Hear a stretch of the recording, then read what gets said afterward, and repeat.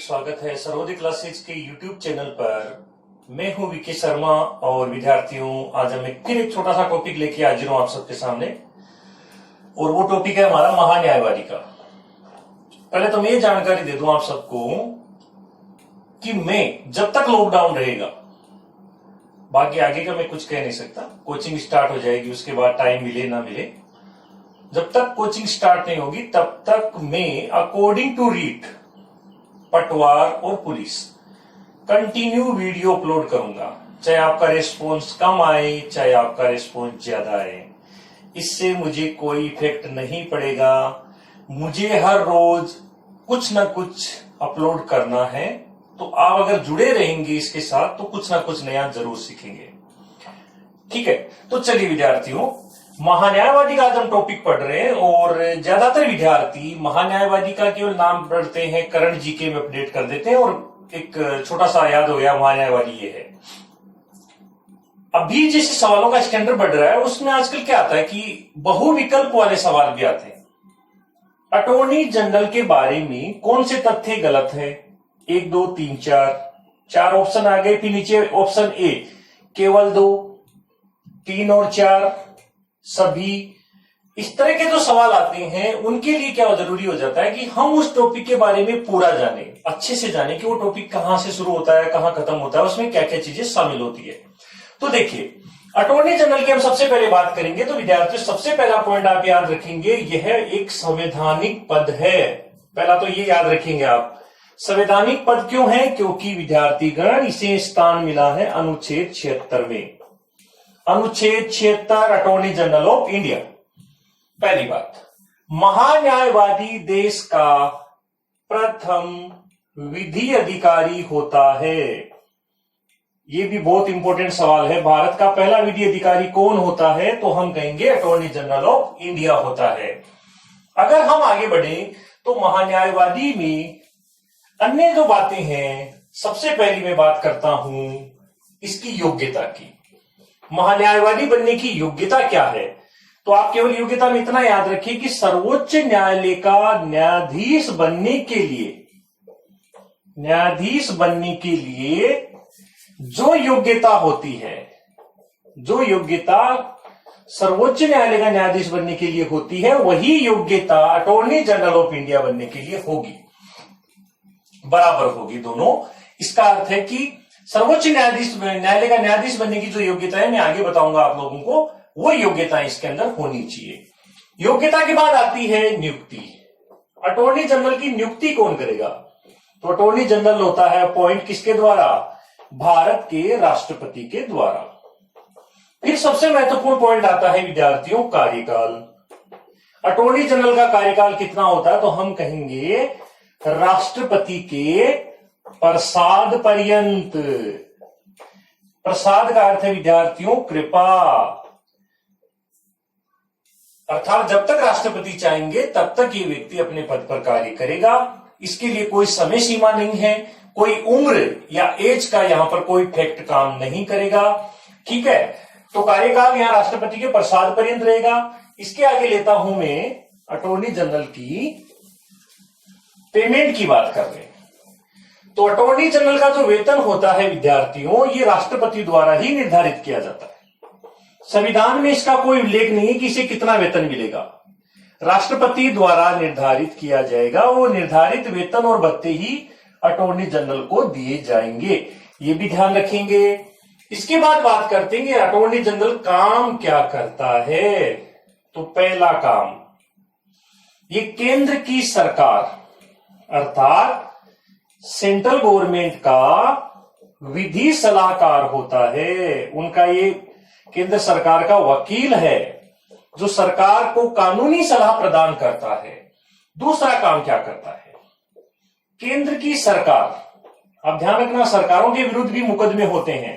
केंद्र की सरकार का अगर कोई मुकदमा है जिसमें केंद्र की सरकार को पक्षकार बनाया गया है, और अगर पक्षकार बनाया गया है किसी भी न्यायालय में, पूरे भारत के समस्त न्यायालयों में, भारत के समस्त न्यायालय में चाहे किसी भी न्यायालय में सरकार को पक्षकार बनाया गया है, तो वहां जो अटॉर्नी जनरल होगा ये सरकार का पक्ष रखेगा, अर्थात इसे भारत के सभी न्यायालयों में सुनवाई का अधिकार है। ये भी याद रखेंगे, सुनवाई का अधिकार का अर्थ है ये भारत के किसी भी न्यायालय में जाकर वकालत कर सकता है और वकालत करके किसका पक्ष रख सकता है? केंद्र की सरकार का।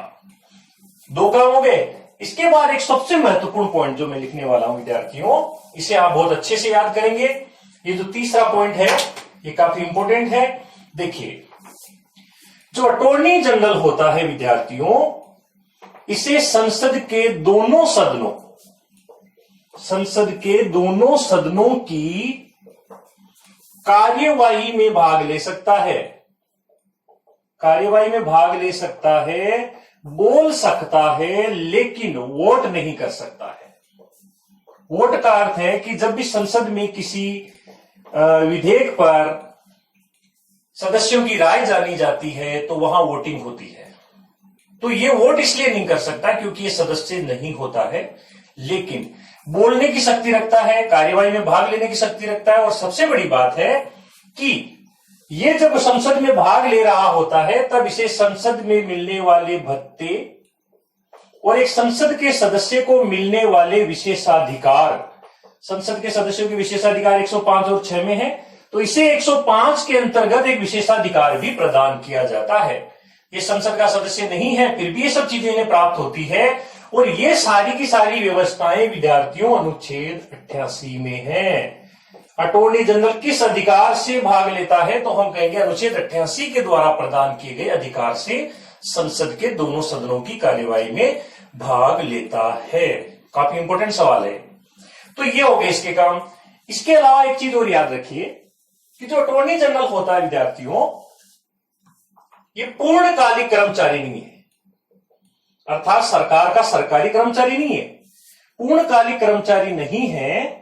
और इसीलिए यह व्यक्ति निजी प्रैक्टिस भी कर सकता है। निजी प्रैक्टिस का अर्थ है कि अपने निजी मुकदमे भी लड़ सकता है, लेकिन जब भी कोई निजी मुकदमा लेगा तो वहां इस चीज का यह ध्यान रखेगा कि वो मुकदमा केंद्र सरकार के विरुद्ध ना हो। अर्थात केंद्र सरकार के विरुद्ध कोई ऐसा मुकदमा आया तो उसे ये नहीं लेगा, लेकिन ये निजी प्रैक्टिस भी कर सकता है, किसी अन्य व्यक्ति का, अन्य संस्था का भी ये मुकदमा लड़ सकता है। इसके आगे हम बात करते हैं अटॉर्नी जनरल की। तो भारत के प्रथम अटॉर्नी जनरल कौन बने? तो भारत के पहले अटॉर्नी जनरल बनाए गए थे विद्यार्थियों, प्रथम अटॉर्नी जनरल ऑफ इंडिया। इनका नाम था MC सीतलवाड़।